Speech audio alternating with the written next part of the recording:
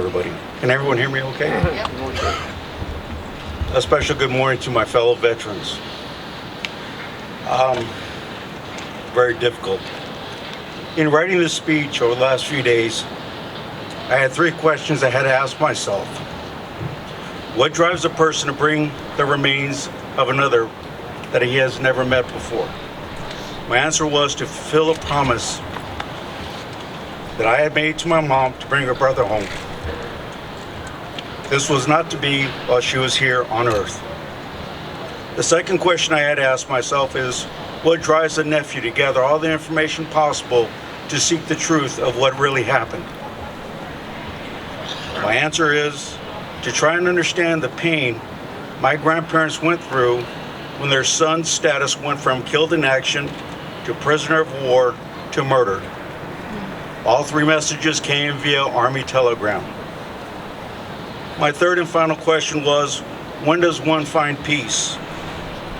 My answer is, when a promise is fulfilled, the search ends, and their son, brother, and uncle is returned home and laid to rest near his mother and father. My name is Freddie Munoz, and I am the nephew of Private George Segura. He was born 13 May 1931 in Tucson, Arizona. His time and place of death was 20 October 1950 in Sunchon, North Korea. He became a prisoner of war located in the Punsan perimeter, southwest town of Anu. He is the son of Nicholas and Angelita Segura, who are both from Sonora, Nogales, Mexico. This is my uncle's story. Uncle George enlisted in the United States Army at the age of 18. He had the rank of Private E2. He was stationed in Japan, assigned to a 24th Infantry Division, 29th Infantry Regiment, 1st Battalion, Company B, Light Weapons Infantrymen. The Korean War was fought between North Korea and South Korea from 1950 to 1953.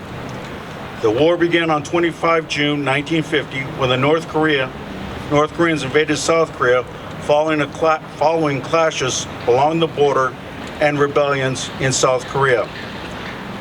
North Korea was supported by China and the Soviet Union, while South Korea was supported by the United Nations, principally the United States. The fighting ended with an armistice on the 27th of July, 1953.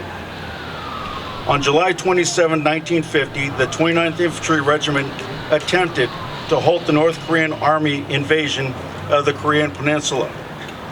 The 1st Battalion was ordered to halt the enemy at the town of Nauru, South Korea. The 1st Battalion was attacked on three sides with heavy artillery and mortar fire and were unable to stop the advancing enemy columns and were forced to pull back into Chinju, South Korea. With most of their command staff killed, all that was left were inexperienced, low-ranking soldiers. They were forced to retreat. During the chaos, my uncle was reported killed in action. However, this was not accurate. He was captured and held as a POW. He was then forcibly marched north in stages as a POW to Seoul, South Korea. There, his name appears on a blackboard in a schoolhouse that held prisoners of war during September 1950. October 1950, the death march began with around 180 POWs who had survived the Tiger Death March from Seoul to Pyongyang. In Pyongyang, his name again appears on a schoolhouse blackboard, which the captors did not erase in the haste to outrun advancing U.S. forces. Now loaded onto rail cars by the North Korean Army, they were transported further into North Korea. The journey is said to have taken 4 to 5 days. The climate was very harsh, and many of the POWs were unprotected and given no food, water, or medical treatment, and died during this trip. On the 18th of October 1950, the POWs left Pyongyang by rail cars, heading further north into North Korea. Many men died en route due to malnutrition, sickness, injuries sustained in combat, and pure exhaustion. Stopping at the southern portal of the Sunchon Channel, it was for 2 days that the POWs could hear the American planes flying over, searching for them. A train that General MacArthur had made a priority to find before it could reach China. 2 days later, on October 20th, 1950, the cars were unloaded and the Americans were told by the North Koreans that they would be given food and treatment. They were divided into small groups and marched into a ravine where the North Koreans gunned down the Americans with submachine guns. According to a witness, the prisoners went around the corner into a ditch. The captor said to get down, the American planes are coming. When they all dug down, they opened fire. 68 soldiers were killed out of the 138 people who died during the entire journey. My uncle was one of the 68 men killed that day.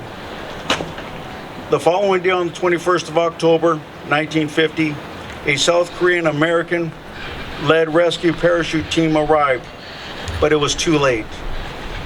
There were only a few survivors, and they were later flown to Japan for their injuries. The bodies were recovered by friendly forces, identified and buried in a temporary United Nations cemetery in Pyongyang. The cemetery was later lost to advancing Chinese forces in December 1950. Today, my family and I, we are still waiting for the return of our uncle's remains.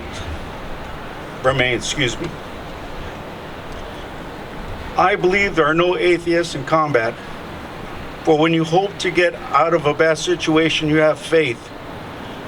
And when you have faith, you believe. And you believe, and when you believe, it will happen. And I believe my uncle will come home. In closing, in closing, they say 3 things must happen before a person is really taken from us. 1, the heart must stop beating. 2, the day they are laid to rest. And 3, when their names are forgotten and no longer mentioned. My Uncle George will never be taken from me and never forgotten. I am forever grateful to all those who have served. Love and God bless all our veterans, and let's bring them all home. Thank you.